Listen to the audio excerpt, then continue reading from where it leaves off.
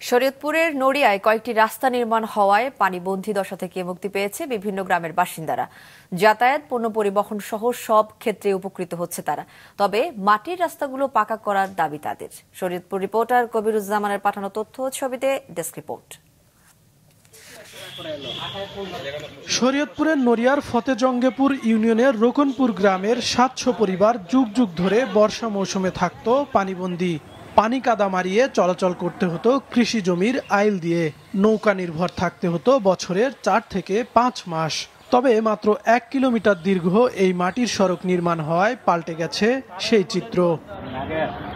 নড়িয়া উপজেলার বিভিন্ন গ্রামের পিছিয়ে পড়া অঞ্চলগুলোতে কাঁচা পাকা মিলে মোট রাস্তা রয়েছে ২০০টি। মাটির রাস্তা নির্মাণ ও ইট সলিং এর কাজ হয় গ্রামের কৃষকরা তাদের উৎপাদিত কৃষি পণ্য বিক্রির জন্য সহজেই নিতে পারছেন স্থানীয় হাট বাজারে। তবে কাঁচা রাস্তাগুলো পাকা করার দাবি তাদের। রাস্তা হয়েছে, এখন আমাকে বাচ্চা কাচ্চা নিয়ে স্কুলে যাতায়াত সব দিকেই ভালো হয়েছে। পানি ছিল, বর্ষা হলে মানুষ চলাফেরা করতে সমস্যা হইতো। এখন এই রাস্তাঘাট আপনার নিজের এই পরিশ্রম করে করছি। এখন এই রাস্তাঘাটটার কাজ যদি আরো সুন্দরভাবে করে দেয় তাহলে চলাফেরা করতেও সুবিধা দেবো, বাচ্চা কাচ্চা নিয়ে স্কুলে যেতেও সুবিধা দেবো। এই রাস্তা হওয়ার কারণে আমরা সময় মতো স্কুলে যেতে পারি, ঘুরতে যেতে পারি, বাজারে যেতে পারি।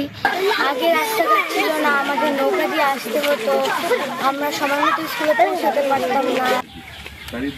প্রকল্পে বরাদ্দ কম হওয়ার কারণে এসব রাস্তা নির্মাণে স্বেচ্ছাশ্রমের ভিত্তিতে অংশ নেন স্থানীয়রাও। এই রাস্তাটার পাশে অন্তত ১০০টা পরিবার আছে, ৫-৭০০ লোক প্রতিদিন যাতায়াত করে। তো যদি এই রাস্তাটা একটু পাকা হইতো তাহলে আমাদের বাচ্চাদের স্কুল কলেজে মাদ্রাসায় বিভিন্ন জায়গায় যাইতে আরো অনেক সুন্দর হইতো। নির্মাণাধীন রাস্তাগুলোর কাজের গুণগত মান ঠিক রাখতে নজরদারি অব্যাহত রেখেছেন সংশ্লিষ্ট সবাই। যেখানে নৌকা দিয়ে মানুষ চলাচল করত সেখানে এখন মাটির রাস্তা হয়েছে, বড় সড়ে দৃশ্যমান রাস্তা আমরা করেছি। তো সেই রাস্তাগুলো এখন যদি ইটের সোলিং করা হয় তাহলে সেখানে আমাদের ব্যাপক একটা বরাদ্দ প্রয়োজন। তাতে হয়তো আমাদের ইউনিয়নের একটু যোগাযোগ ব্যবস্থাটা আরো ভালো উন্নয়ন করা যায়।